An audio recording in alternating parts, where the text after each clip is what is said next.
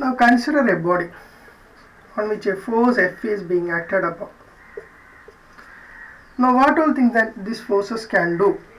It can either change the dimension, assume it is a rigid body, then that there is no change in dimension which is happening. Now if that force is too large, it can make the body to move along the direction of the force. So it can lead to a translational motion or linear motion. If the body is pivoted and if that force is not acting along that pivot, then or somewhere if the force is acting somewhere here, then that force can make the body to turn about that pivot. So it can lead to rotational motion.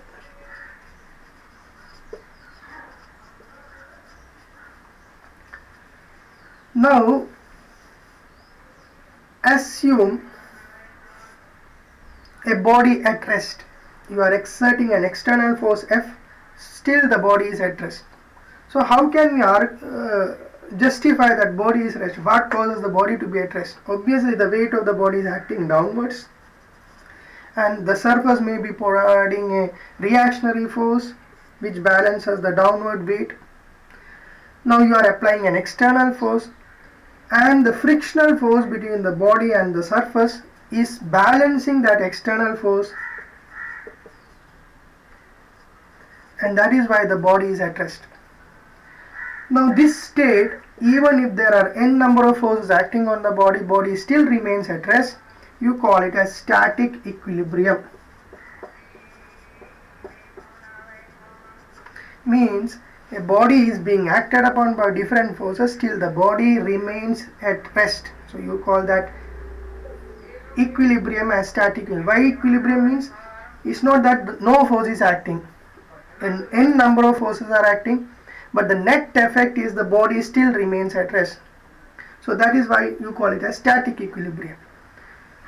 Now there are two types of equilibriums. One is static and one is dynamic equilibrium. Now consider a case where a train is moving.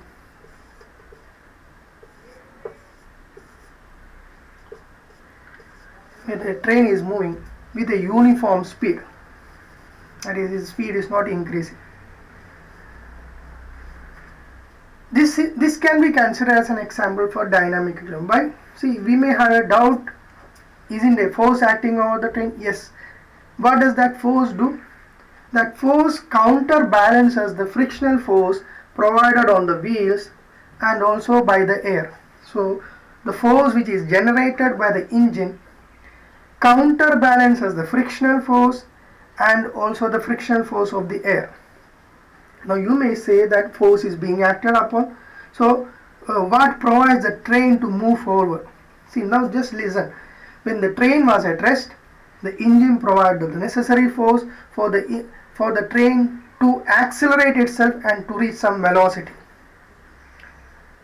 Once the train is in constant movement, I mean the uniform velocity or uniform speed, as per the Newton's law, a body continues in a state of rest or uniform motion unless an external force changes that state.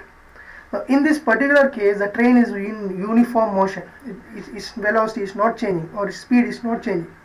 So it means no external force is acting on the train to change its state, either to increase or to decrease its speed.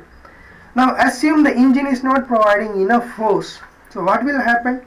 The frictional force will overtake the engine's force and the train will slowly start to decrease its speed. And in the opposite way, if the train is providing more power, what will happen? The force exerted by the train will be more. The force will lead the train to increase its speed or acceleration will be provided. Now since the train is moving uniformly, we have to assume that the force which is created by the engine of the train is counterbalancing the frictional force provided on the wheels and also by the air. Now this is a case of dynamic equilibrium. So a body is moving with a uniform speed and n number of forces are still acting on the body, and the body maintains its uniform speed, then you call it as a dynamic equilibrium. Same happens for the case of a person who uses a parachute to come down. So when he opens his parachute, his weight is balanced by the buoyant force which is provided by the air, so he comes down with a uniform speed.